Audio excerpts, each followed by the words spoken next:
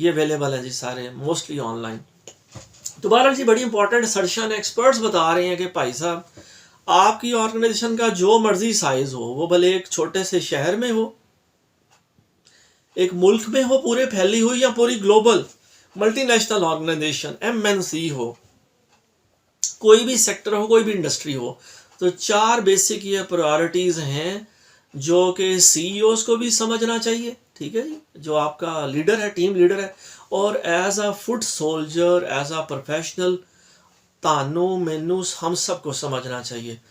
तो ये बड़ी इंपॉर्टेंट स्लाइड है जी, असर्शन है जो की जा रही है। ले जी सर, ये सर इसे कहेंगे फन फैक्ट्स या ट्रिविया, और ये मैं आपके साथ ही ज़रा शेयर कर रहा हूँ और इसे देख रहा हूँ कि बताया जा रहा है कि जो 101 फील्ड स्टार्टअप्स होते हैं ना जी, जनरली एक एनालिसिस किया गया, उसमें ये रीजंस बताई गई, टॉप 10 रीजंस। तो उसमें जो एक रीज़न जो सबसे बड़ी इंपॉर्टेंट है वो है क्या, 42% जो थे बिजनेसेस, उनकी डिमांड ही नहीं थी, ठीक है जी, वो लैक ऑफ डिमांड की वजह से आगाज़ में ही वो बिजनेसेस फेल हो गए। तो ये बड़ा ज़रूरी है इस चीज़ को समझा जाए कि आप एक नया बिज़नेस स्टार्ट करने जा रहे हैं, आप मुलाजिम हैं, कहीं काम करते हैं, आप अपना बिज़नेस शुरू करना चाह रहे हैं, आप खातून हाना हैं, कोई अपना कोई घरेलू है जी, कुछ होम बिजनेस, कोई कॉटेज इंडस्ट्री कुछ इनिशिएट करना चाह रहे हैं, तो इन चीज़ों को समझें कि क्या वो रीजंस होती हैं कि बिजनेसेस आगाज़ में फेल हो जाते हैं। क्योंकि अक्सर हम शिकार हो जाते हैं, यहाँ मैं एक और आइडिया, कि अक्सर हमारे बच्चे, आजकल मैं अपने यंगस्टर्स को सुनता हूँ ना, तो वो बच्चे जिन्होंने शायद अभी चंद हज़ार रुपए नहीं कमाए होते, मैं ज़रा बड़े एहतियात से और अपनी ऑडियंस से, क्योंकि मैं नहीं चाहूँगा कि अभी मैं बाहर निकलूँ या कोई मैं कहीं जा रहा हूँ तो कोई यंगस्टर मुझे वटा दे मारे या गुस्सा करे मेरी इस बात पे, लेकिन ये नहायत यानी कि दस्त बस्ता, देखे ना, मैंने पहले हाथ बांध लिए हैं और फिर मैं बात कर रहा हूँ कि हमारे कई यंगस्टर्स किससे मैं सुनता हूँ कि जी करोड़ों रुपए कमाना कौन सी मुश्किल बात है। तो ये अक्सर वो यंगस्टर्स, वो बच्चे बच्चियाँ बात कर रहे होते हैं जिन्होंने ज़िंदगी में अभी अपना सफ़र भी आगाज़ नहीं किया होता और चंद हज़ार रुपये नहीं कमाए होते, तो गल्ला हो करोड़ा नहीं कर रहे होंगे ने। तो जाहिर है वो यकीन है, मैं मानता हूँ कि मार्क जुकरबर्ग बड़ी सक्सेस स्टोरी है, इलॉन मस्क बड़ी सक्सेस स्टोरी है, बल्कि मैं रिसेंटली देख रहा था, उसकी मैंने मूवी भी देखी, मैं आपसे भी रिक्वेस्ट करूँगा, द सोशल नेटवर्क बड़ी अच्छी मूवी है जी, मार्क जुकरबर्ग और फेसबुक के बारे में बनाई गई है। तो लेकिन मार्क जुकरबर्ग एक इंडिविजुअल है, एक बच्चा, एक यंगस्टर जो 30 साल से कम उम्र में ही करोड़पति, अरबपति और पता नहीं केड़ा केड़ा पति बन गया। लेकिन जैसा बताया जा रहा है अक्सर बिजनेसेस, मेजॉरिटी जो स्टार्टअप्स हैं वो साहब फेल हो जाते हैं शुरू में ही। तो इसलिए एम्बिशियस ज़रूर होना चाहिए, लेकिन ज़रूर है कि अपने कदम पहले ज़मीन पर मजबूती से जमाएं, फिर उसके बाद आसमान की तरफ देखें। ओके जी, अगला आइडिया जी, satisfy customer needs better than the competition. हमें आपको जी 10 मिनट बाद ये, अल्लाह आपका भला करे, रीसेट हमें करना पड़ेगा। जो लिंक मैंने आपसे शेयर किया उसी लिंक से दोबारा हम इंशाल्लाह ताला अपनी इस स्पील को, अपनी इस डिस्कशन को जारी रखेंगे। तो बहरहाल सर बड़ा इंपॉर्टेंट आइडिया दिया जा रहा है कि हमें अपने कस्टमर की नीड्स को सेटिस्फाई करना है अपने कंपटीशन से ज़्यादा बेहतर, और अगर हम ये करेंगे तो हमारी जो ऑर्गेनाइजेशन है, हमारा बिजनेस है, एक तो ज़रा डिफरेंट नज़र आएगा और दूसरा कामयाब नज़र आएगा। आगे बढ़ते हैं साहब। क्यों कि रीज़न ये है कि जो कस्टमर्स होते हैं वो सिर्फ प्रोडक्ट नहीं खरीद रहे होते, ठीक है जी, वो सिर्फ उन्हें हम सर्विस नहीं दे रहे होते, उन्हें इसके अलावा भी चाहिए होता है। वो क्या चाहिए होता है जी, वो बात करते हैं कि उन्हें एक अच्छा शॉपिंग का एक्सपीरियंस चाहिए होता है, उन्हें एक सेटिस्फेक्शन चाहिए होती है कि ये जो बिज़नेस है ये उनके बारे में क्या कहना चाहिए, उनकी केयर कर रहा है।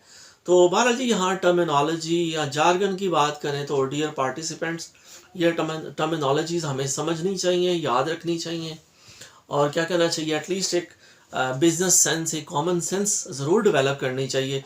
तो पहली जार्गन या साहब पहली टर्मिनोलॉजी है विलिंगनेस टू पे। ठीक है साहब, कि विलिंगनेस टू पे क्या है कि वो मैक्सिमम कीमत है जो हमारा जो कस्टमर है ना, जो मसलन मेरा तंदूर है जी, मैं रोटियां या बड़े अच्छे नान लगा रहा हूँ, तो मेरा कस्टमर मेरे पास आता है और वो मेरी दुकान से, मेरे तंदूर से नान खरीदता है। या कोई भी मेरा फैमिली बिजनेस है जो अब्बा जी ने, दादा अबू ने शुरू किया था, और अल्हम्दुलिल्लाह अब उस बिज़नेस को या तो मुझे आगे बढ़ाना है या फिर उस दुकानदारी को मुझे बंद कर देना है। तो बहरहाल जी पहली टर्मिनोलॉजी है विलिंगनेस टू पे, कि वो क्या वजह है कि हम लोगों को मजबूर करें कि वो अपनी जेब से पैसे निकालें और हमारी प्रोडक्ट खरीदें। तो इस पे जी एक्सपर्ट्स बता रहे हैं, और ज़ाहिर है मैं नहीं कह रहा, एक्सपर्ट्स कह रहे हैं, जिनकी क्या कहना चाहिए, बहुत रिसर्च होती है, बड़ी एफर्ट होती है। तो वो बताते हैं कि सबसे ज़्यादा जो की जा सकती है, ये जो विलिंगनेस टू पे है ना, WTP, ये WTP इंक्रीज़ की जा सकती है साहब, वो ये है कि एक कोई ना कोई कॉम्प्लीमेंट करके आप अपनी प्रोडक्ट या सर्विस के साथ लोगों को कुछ ना कुछ कॉम्प्लीमेंट्री देते हैं। जैसा कि एग्जांपल दी जा रही है कि आप अगर मोबाइल फ़ोन कोई ले रहा है तो उसको साथ आप ऐप्स डाउनलोड करने के लिए वो दे रहे हैं, ठीक है जी, फ्री में ऐप डाउनलोड करें। अगर आप कॉफ़ी मशीन सेल कर रहे हैं तो साथ आप उसको कुछ कॉम्प्लीमेंट्री कॉफ़ी दे दें। तो ये जो कॉम्प्लीमेंट्स है ना जी, ये विल इंडेक्स टू जो पे है ना, है जी, वो जो बंदा जेब में हाथ डालता है ना, जिसे कुरान पाक में भी कहता है जी कि हम जो है अपनी जेब में हाथ डालें और किसी को मुश्किल में देख के, ज़रूरतमंद को हमारा दिल पसीजे और फिर हम जेब में हाथ डालें। तो इसी तरह सर हमने लोगों को मजबूर करना है कि वो अपनी जेब में हाथ डालें और वो फिर पैसे इन्वेस्ट करें।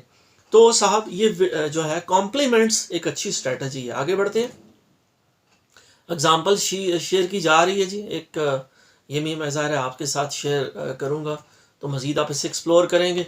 यहाँ साहब मैं ज़िक्र करूँगा जो टूल किट्स मैंने आपके साथ शेयर की हैं, वो मैं उम्मीद करता हूँ कि आप जब उन्हें देखेंगे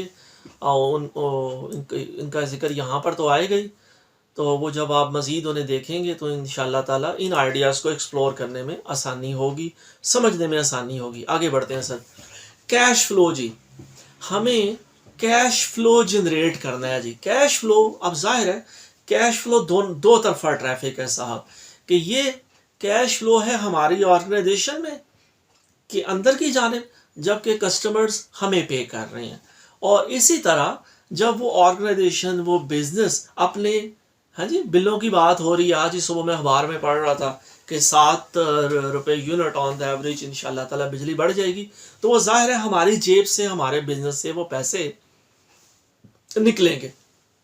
तो यहाँ दो चीज़ें किसी भी बिजनेस के लिए जी बड़ी इंपॉर्टेंट है, रेलिवेंट है, कि अकाउंट्स रिसीवेबल कितने पैसे आए, और दूसरा अकाउंट्स पेएबल कितने पैसे निकल गए। तो जाहिर है जो कैश फ्लो है जी, ये जो साइकिल है, ये सिक्लिक प्रोसेस है, ये चलते रहना चाहिए, पैसों को एक जगह रुकना नहीं चाहिए। आगे बढ़ते हैं साहब। तो कैश जो है जी, बड़ा अच्छा एनालॉजी, बड़ी अच्छी मिसाल दी जा रही है साहब, कि कैश फ्लो को यूं समझिए कि ये आपके बिजनेस की, आपकी ऑर्गेनाइजेशन की ऑक्सीजन की सप्लाई है, ठीक है जी। इस तरह ऑक्सीजन ना मिले तो जाहिर है वो इंसान का दम घुटता है, और वो जाहिर है इसी तरह बिजनेस का भी दम घुटता है, और वो बिजनेस अल्टीमेटली फिर ग्रो नहीं कर पाता। तो जब भी ऑर्गेनाइजेशंस में कैश की कमी होती है तो जाहिर है वो कोई ना कोई मसला इनमें से होता है, प्रॉफिट मार्जिन कम हो जाता है या अखराजात बहुत बढ़ जाते हैं, ठीक है जी। यहाँ वो ज़ाहिर है लोगों की विलिंगनेस टू पे नहीं रहती, तो फिर जाहिर है वो चैलेंज बन जाता है। आगे बढ़ते हैं साहब। इसी पैराडाइम को मज़ीद देखते हैं जी, कि कैश फ्लो को समझना चाहिए कि हर जो अमल होता है, ठीक है जी, वो हमारे जो है उस अमल में कैश कंज्यूम होती है। तो यहाँ जाहिर है 3 वो एग्जांपल्स भी दी जा रही हैं कि आप सेल्स रेप हैं, या आप कोई प्लांट मैनेजर है, या कोई कस्टमर सर्विसेज मैनेजर है, तो जो भी रोल हो, ठीक है जी, वहाँ पर जाहिर है ये जो ज़रूरी है कि इस कैश फ्लो को समझा जाए कि cash into the organisation and cash out of the organisation ये कैसे काम कर रहा है। तो जाहिर है बताया ही जा रहा है, एम्फेसिस इस आइडिया पर है कि हमें कैश वाइज लीडर ज़रूर होना चाहिए। मेक अ कनेक्शन जी, इन्हीं आइडियाज़ को कैसे हम रिलेट करेंगे। अच्छा जी, नेक्स्ट स्लाइड है जी, maximize return on invested capital, वो जो भी सर बिजनेस है, सर जो भी आप ऑर्गेनाइजेशन है आपकी, आप कोई प्रोडक्ट डिलीवर करते हैं, आप कुछ सर्विस प्रोवाइड करते हैं, तो अहम बात यह है आपकी इंतहाई एफर्ट, कोशिश या काविश होनी चाहिए कि जो भी आप इन्वेस्ट कर रहे हैं कैपिटल, उस पर रिटर्न मैक्सिमम आए। ठीक है जी, ज़रा ये कोई रॉकेट साइंस नहीं है, बड़ा बुनियादी असूल है, बुनियादी बात हो रही है कि हमें ये करना है कि हम अपने इन्वेस्टेड कैपिटल में, अपनी इन्वेस्टमेंट में ज़्यादा से ज़्यादा रिटर्न ला सकें। ठीक है साहब, तो जाहिर है इससे क्या होगा, हम नई प्रोडक्ट्स या सर्विसेज लॉन्च कर सकेंगे, हमारी इन्वेंट्री बेहतर होगी, हम नए जो है आईटी सिस्टम्स लॉन्च कर सकेंगे। तो बहरहाल ये लिस्ट तो एंडलेस है,